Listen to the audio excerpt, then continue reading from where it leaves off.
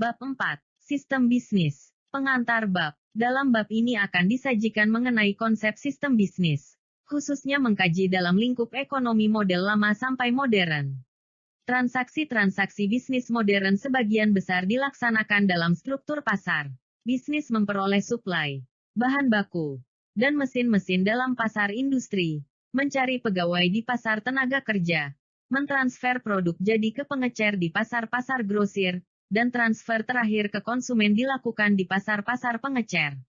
Bab ini penekanannya bukan lagi pada etika sistem pasar saja, namun etika praktik-praktik tertentu dalam sistem pasar, seperti manipulasi suplai, diskriminasi harga, suap dan konsentrasi pasar.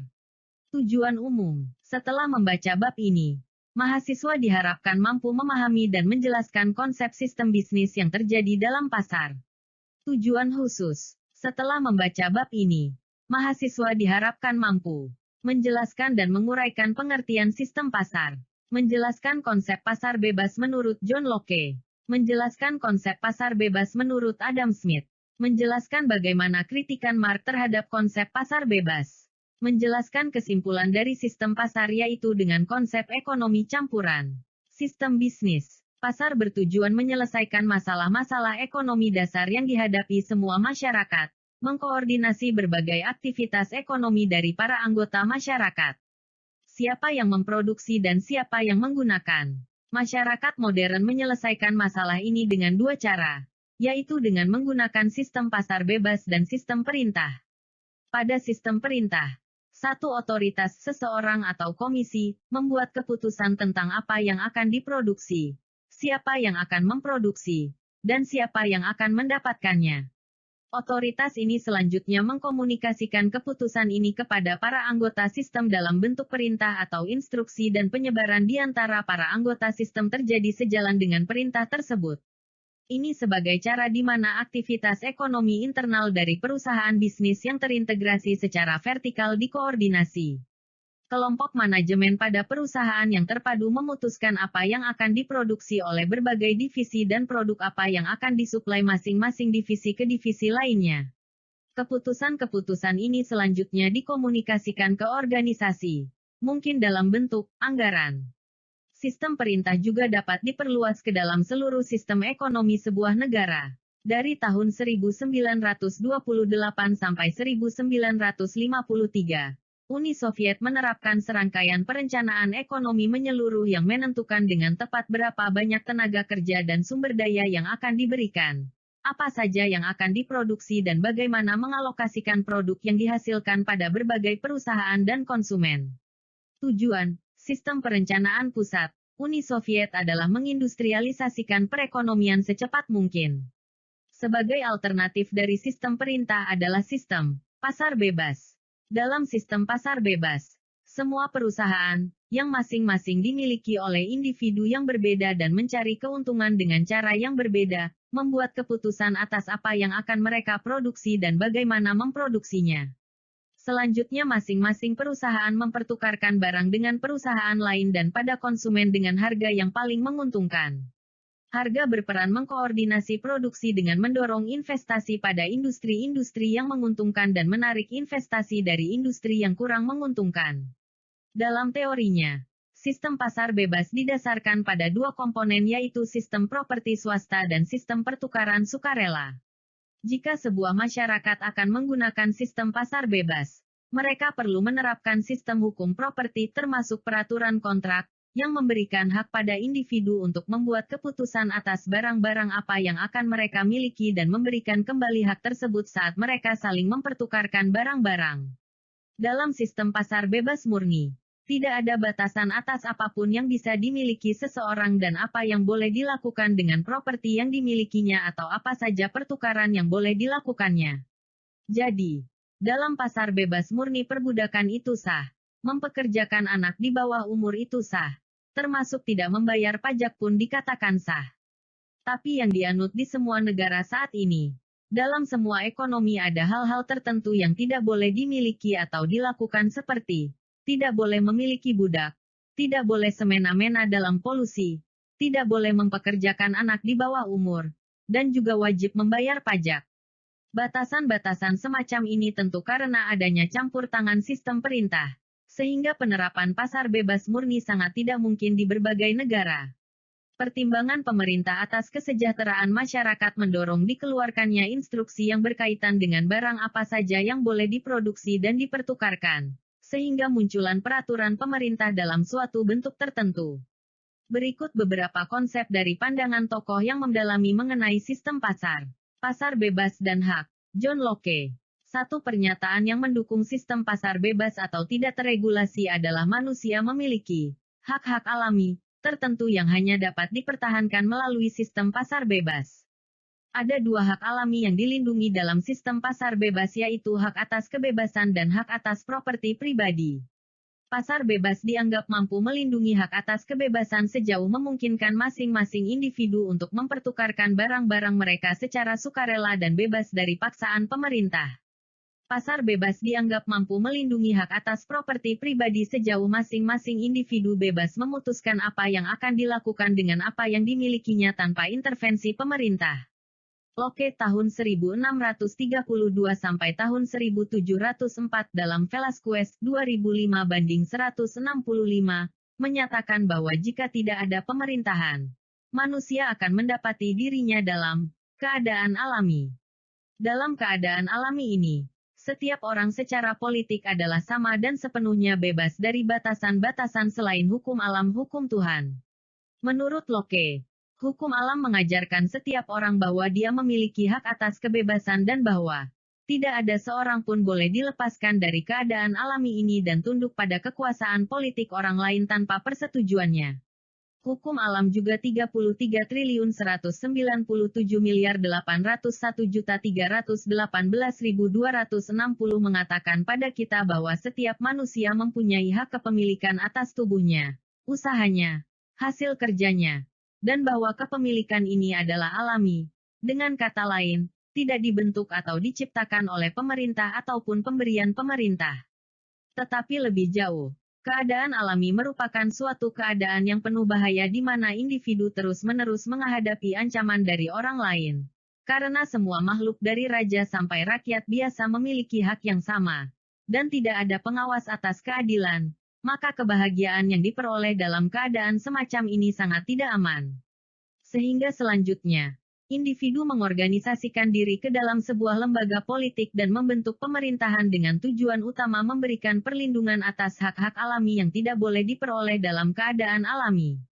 Karena individu setuju membentuk pemerintahan yang hanya dengan tujuan untuk melindungi diri, kebebasan dan properti mereka, maka kekuasaan masyarakat atau pemerintah yang mereka bentuk tidak boleh lebih besar dari yang diperlukan untuk melindungi hak-hak tersebut. Utilitas pasar bebas. Adam Smith. Pendukung lainnya yang mendukung sistem pasar tak teregulasi atau pasar bebas adalah argumen utilitarian yang menyatakan bahwa pasar tak teregulasi dan properti pribadi akan menghasilkan keuntungan yang lebih besar dari peraturan apapun yang diberlakukan. Dalam sistem pasar bebas dan properti pribadi, para pembeli berusaha mencari apa yang mereka inginkan dengan harga paling murah. Jadi, sistem ini akan membayar bisnis swasta untuk memproduksi dan menjual apa yang diinginkan konsumen dengan harga yang serendah mungkin. Dengan demikian, pasar bebas, disertai dengan properti pribadi, menjamin bahwa ekonomi akan menghasilkan apa yang diinginkan konsumen, bahwa harga yang ditetapkan adalah serendah mungkin dan bahwa sumber daya yang digunakan seefisien mungkin sehingga utilitas ekonomi para anggota masyarakat dapat dimaksimalkan. Seorang pencetus argumen utilitarian pasar bebas yang juga disebut sang bapak ekonomi modern, yaitu Adam Smith tahun 1723 sampai tahun 1790. 45.529.520.149.500 menurut Smith, saat individu dibiarkan bebas mencari kepentingannya sendiri di pasar bebas, mereka akan diarahkan menuju kesejahteraan publik oleh sebuah tangan tak terlihat. Yang dimaksud dengan tangan tak terlihat di sini adalah persaingan pasar. Setiap produsen berusaha mencari penghidupan dengan menggunakan sumber daya pribadi yang dimilikinya untuk menghasilkan dan menjual barang-barang yang menurutnya ingin dibeli oleh orang lain. Dalam pasar kompetitif, berbagai macam usaha bisnis pribadi harus bersaing satu sama lain untuk memperoleh membeli. Sedangkan untuk menarik perhatian konsumen, masing-masing penjual tidak hanya harus memberikan apa yang diinginkan konsumen, tetapi juga menurunkan harga sampai hampir mendekati biaya pembuatan sampai pemasarannya. Untuk meningkatkan keuntungan, masing-masing produsen harus memotong biaya dan otomatis juga mengurangi sumber daya yang dikonsumsi. Dengan adanya persaingan akibat beragamnya kepentingan penjual mengarahkan mereka untuk menetapkan harga yang lebih rendah, melakukan penghematan sumber daya dan menanggapi keinginan-keinginan konsumen. Smith juga menyatakan bahwa sistem pasar kompetitif mengalokasikan sumber daya secara efisien di antara berbagai industri dalam sebuah masyarakat. Saat suplai komoditas tertentu tidak bisa memenuhi permintaan, para pembeli menaikkan tawaran harga sampai lebih dari apa yang disebut Smith sebagai harga alami, atau harga dari biaya memproduksi komoditas tersebut, termasuk tingkat keuntungan yang diperoleh di pasar lain. Para produsen komoditas ini selanjutnya memperoleh keuntungan lebih besar dari yang diperoleh produsen komoditas lain. Keuntungan yang lebih besar mendorong produsen dari produk-produk lain mengalihkan sumber daya mereka untuk memproduksi komoditas yang lebih menguntungkan. Sehingga akibatnya, kelangkaan komoditas tidak terjadi dan harganya turun kembali pada harga alami. Sebaliknya, jika suplai sebuah komoditas lebih besar dari jumlah permintaan, maka harganya akan turun dan mendorong para produsen mengalihkan sumber daya untuk memproduksi komoditas-komoditas yang lebih menguntungkan. Fluktuasi harga komoditas dalam sistem pasar kompetitif mendorong produsen mengalokasikan sumber daya mereka pada industri-industri yang paling banyak permintaannya dan menarik sumber daya dari industri-industri yang komoditasnya terlalu banyak. Singkat kata, pasar mengalokasikan sumber daya agar dapat memenuhi kebutuhan konsumen seefisien mungkin dan berarti mendukung utilitas sosial. Kebijakan terbaik dari pemerintah yang berharap mampu memajukan kesejahteraan publik. Dengan demikian adalah tidak melakukan apa-apa atau dengan kata lain membiarkan masing-masing individu mencari kepentingan mereka sendiri sesuai dengan kebebasan alami. Semua intervensi pasar yang dilakukan pemerintah hanya akan mengganggu proses persaingan dan mengurangi keuntungan-keuntungan yang bisa diperoleh. Para pendukung Darwin pada abad ke-19 menambahkan warna baru bagi justifikasi utilitarian atau pasar bebas dengan menyatakan bahwa pasar bebas memberikan akibat-akibat menguntungkan lebih dari yang ditunjukkan oleh Adam Smith. Mereka menyatakan bahwa persaingan menciptakan perkembangan manusia. Doktrin Darwinisme sosial dibentuk dari nama Charles Darwin tahun 1809 sampai tahun 1882, yang menyatakan bahwa berbagai spesies makhluk hidup berkembang akibat proses lingkungan yang mendukung kelangsungan hidup spesies tertentu dan menghancurkan yang lain. Kelangsungan hidup dari beberapa spesies yang kuat dan punahnya spesies-spesies yang lemah disebut sebagai seleksi alam atau kelangsungan hidup dari mereka yang terkuat, survival of the fittest. Faktor-faktor lingkungan yang menciptakan survival of the fittest ini adalah tekanan kompetitif dalam dunia binatang. Akibat dari persaingan, mempertahankan kelangsungan hidup, kata Darwin. Spesies secara bertahap mengalami perubahan karena yang paling kuat, bertahan dan menurunkan karakteristik-karakteristik unggul mereka pada keturunan mereka.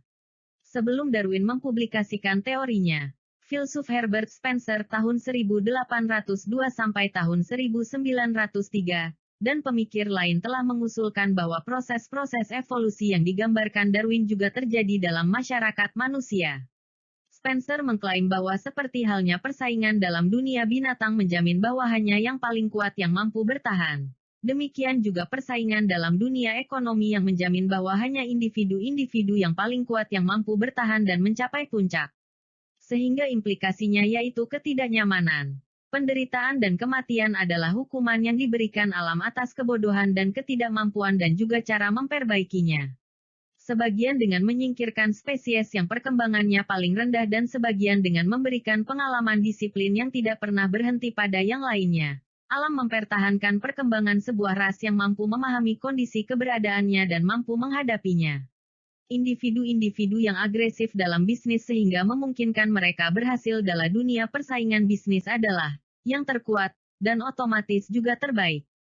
Versi modern pandangan Spencer menyatakan bahwa persaingan adalah baik bukan karena ia menghancurkan individu yang lemah, namun karena menyingkirkan perusahaan yang lemah. Persaingan ekonomi menjamin bahwa perusahaan bisnis terbaiklah yang mampu bertahan. Dan selanjutnya, sistem ekonomi juga akan berkembang secara bertahap. Pelajaran Darwinisme sosial modern masih sama. Pemerintah tidak perlu ikut campur dalam pasar karena persaingan adalah hal yang menguntungkan. Kritikan Marx. Karl Marx tahun 1818 sampai tahun 1883, merupakan kritikus paling keras dan paling berpengaruh terhadap kesenjangan yang terbentuk dari sistem properti pribadi dan pasar bebas. Dalam tulisan-tulisannya, dia menggambarkan penderitaan dan kesengsaraan yang diberikan kapitalisme pada para pekerja, jam kerja yang berlebihan, berbagai penyakit paru-paru dan kematian prematur yang disebabkan oleh kondisi pabrik yang tidak memadai. Anak-anak berusia 7 tahun yang bekerja selama 12-15 jam sehari.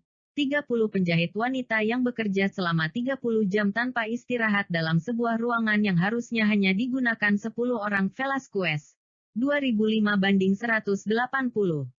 Menurut Marx, sistem kapitalis hanya memberikan dua sumber penghasilan, yaitu menjual hasil kerja dan kepemilikan atas sarana-sarana produksi, bangunan, mesin, lahan dan bahan baku. Sehingga bagi para pekerja yang tidak mampu menghasilkan apapun tanpa akses pada sarana produksi, maka mereka terpaksa menjual tenaga mereka pada pemilik sarana produksi dan memperoleh upah. Tetapi para pemilik sarana produksi tidak membayar upah penuh atas pekerjaan mereka, hanya membayar apa yang mereka butuhkan untuk hidup.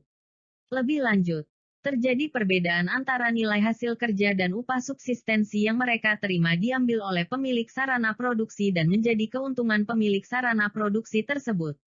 Sehingga, para pemilik sarana produksi bisa mengeksploitasi pekerja dengan mengambil surplus atau perbedaan yang mereka hasilkan dengan menggunakan kepemilikannya atas sarana produksi.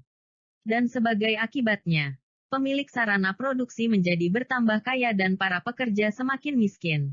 Karena kapitalisme menciptakan ketidakadilan dan merusak hubungan dalam masyarakat.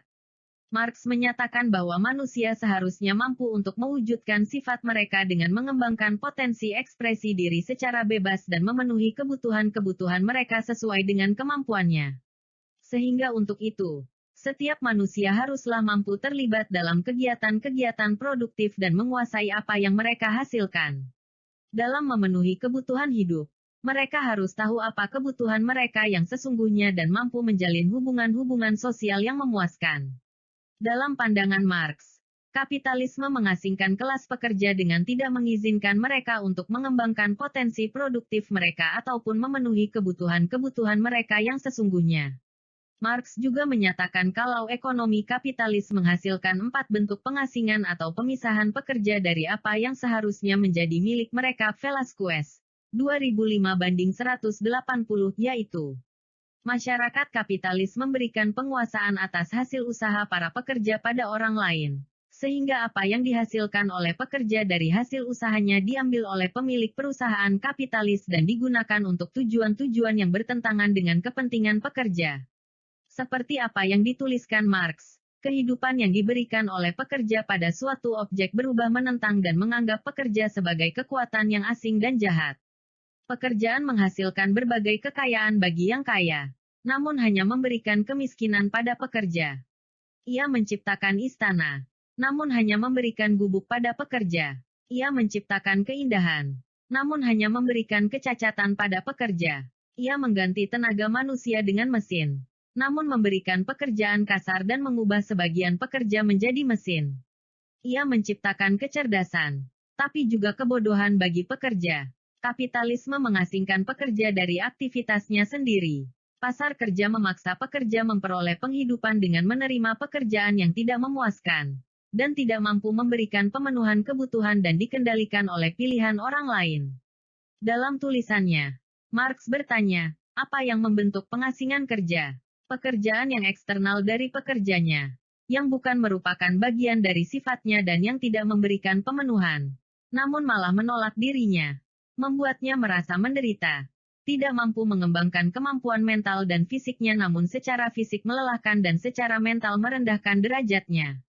Karakter asing ini terlihat jelas dari fakta bahwa setelah tidak ada keharusan fisik mereka menghindarinya seperti wabah. Itu bukanlah pekerjaannya sendiri, namun pekerjaan orang lain. Kapitalisme mengasingkan orang-orang dari diri mereka sendiri dengan menanamkan pandangan keliru atas apa yang mereka butuhkan dan inginkan.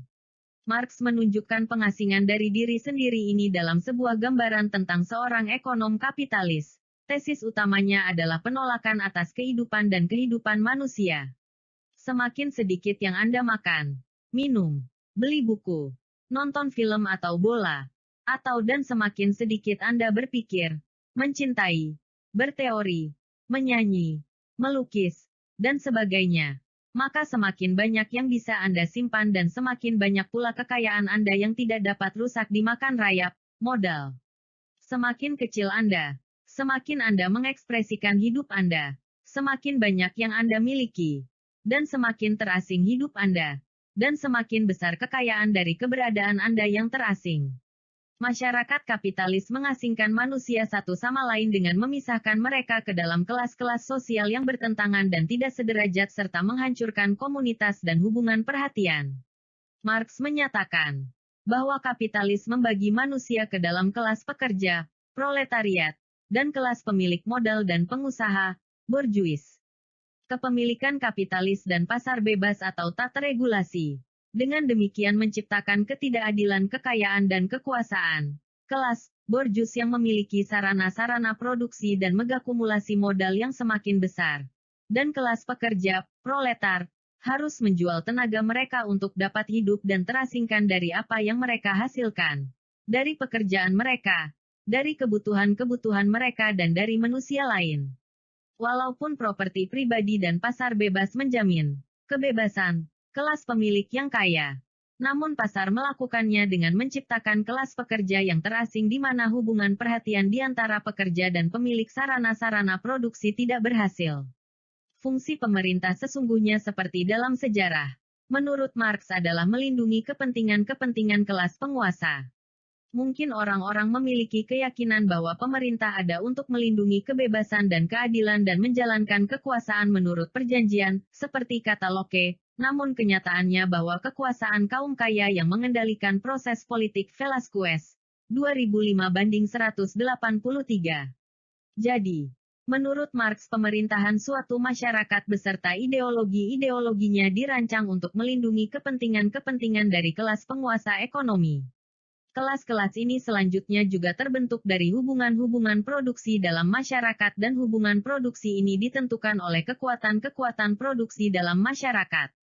Menurut Marx, semua perubahan historis besar yang terjadi pada dasarnya disebabkan oleh perubahan kekuatan produksi dalam masyarakat, seperti kekuatan ekonomi atau material yang menentukan jalannya sejarah karena keduanya menentukan fungsi pemerintah. Saat kekuatan produksi baru terbentuk atau diciptakan seperti misalnya mesin uap atau assembly line, kekuatan-kekuatan lama disingkirkan seperti tenaga air dan kerajinan tangan, sehingga masyarakat melakukan penataan ulang untuk disesuaikan dengan metode-metode produksi baru. Struktur hukum dan kelas sosial baru, seperti kelas perusahaan dan manajerial, dan struktur hukum dan kelas sosial lama, misalnya sistem tuan tanah dan kaum bangsawan, dihapuskan. Terjadi benturan ideologi selama periode-periode transformasi semacam ini. Namun yang baru selalu menang. Sejarah selalu mengikuti kekuatan-kekuatan produksi yang baru. Pandangan Marx tentang sejarah, yang ditentukan oleh perubahan-perubahan dalam metode ekonomi di mana manusia menghasilkan barang-barang yang diperlukan untuk hidup, saat ini disebut materialisme historis. Sebagai tanggapan dari pendukung pasar bebas, umumnya beberapa ahli pasar bebas menjawab kritikan Marx ini dengan menyatakan beberapa pendapat, yaitu terlalu banyak kesulitan untuk menetapkan prinsip-prinsip keadilan yang dapat diterima. Keadilan sesungguhnya berarti distribusi berdasarkan kontribusi sumbangan. Apabila pasar berlangsung secara bebas dan berfungsi secara kompetitif, menurut beberapa pihak, maka pasar akan membayar setiap pekerja sesuai dengan nilai kontribusi mereka karena upah pekerja ditentukan oleh apa yang ditambahkan pada output ekonomi. Sehingga, keadilan memerlukan pasar bebas. Pasar bebas memungkinkan alokasi sumber daya secara efisien tanpa kekerasan. Dan ini adalah keuntungan yang lebih besar dibandingkan perbedaan.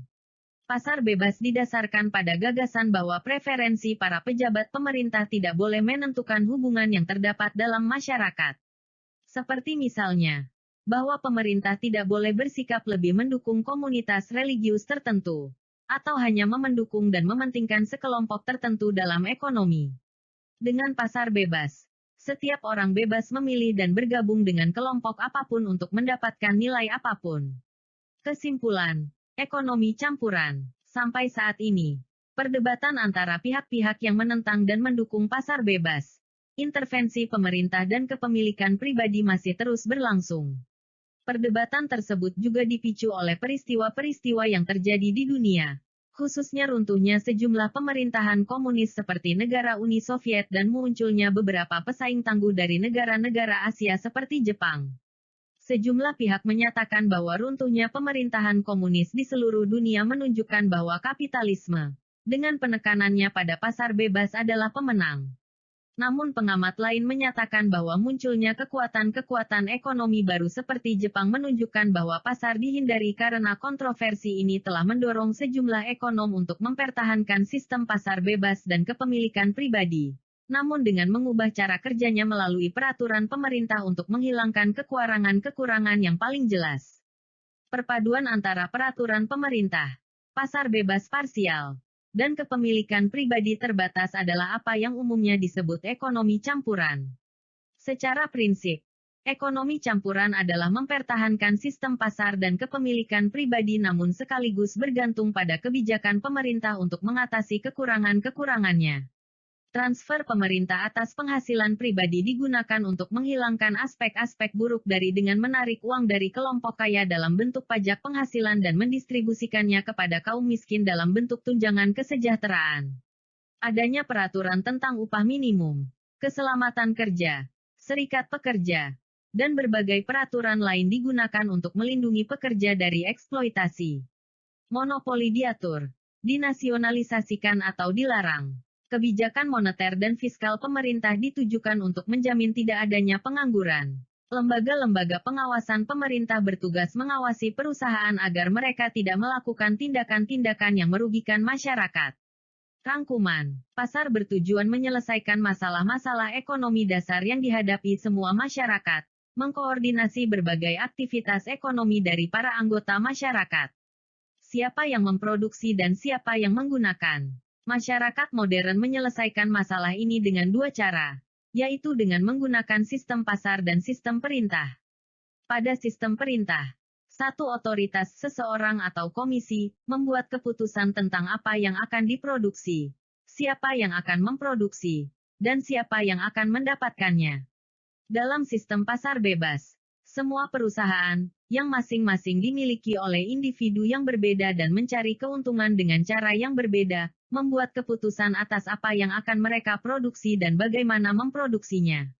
Menurut Locke, hukum alam mengajarkan setiap orang bahwa dia memiliki hak atas kebebasan dan bahwa tidak ada seorang pun boleh dilepaskan dari keadaan alami ini dan tunduk pada kekuasaan politik orang lain tanpa persetujuannya. Menurut Smith, saat individu dibiarkan bebas mencari kepentingannya sendiri di pasar bebas, mereka akan diarahkan menuju kesejahteraan publik oleh sebuah tangan tak terlihat. Yang dimaksud dengan tangan tak terlihat di sini adalah persaingan pasar. Menurut Marx, sistem kapitalis hanya memberikan dua sumber penghasilan, yaitu menjual hasil kerja dan kepemilikan atas sarana-sarana produksi, bangunan, mesin, lahan dan bahan baku. Ekonomi campuran adalah mempertahankan sistem pasar dan kepemilikan pribadi namun sekaligus bergantung pada kebijakan pemerintah untuk mengatasi kekurangan-kekurangannya. Transfer pemerintah atas penghasilan pribadi digunakan untuk menghilangkan aspek-aspek buruk dari kesenjangan dengan menarik uang dari kelompok kaya dalam bentuk pajak penghasilan dan mendistribusikannya kepada kaum miskin dalam bentuk tunjangan kesejahteraan. Bab 4. Sistem bisnis. Pengantar bab.